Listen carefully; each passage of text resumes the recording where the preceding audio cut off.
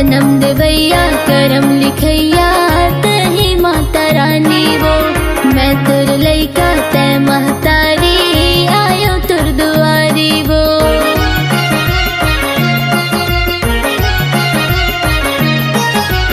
जन्म देवैया करम लिखैया तही माता रानी वो।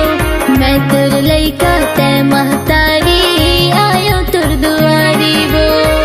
तोला मैं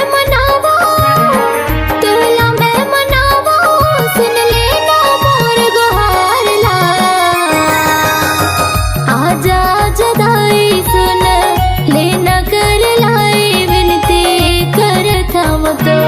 आजा जदाई सुन लेना कर लाई विनती कर थाम तो।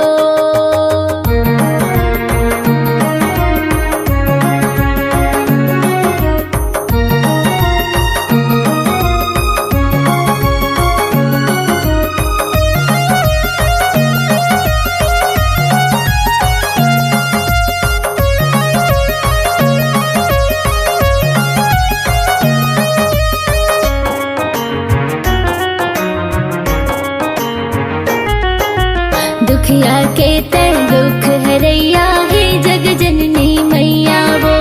मन के आस ल पूरा कर दे पार लगा दे नैया वो।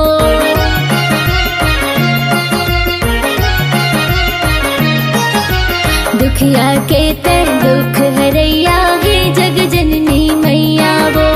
मन के आस ल पूरा कर दे पार लगा दे नैया वो।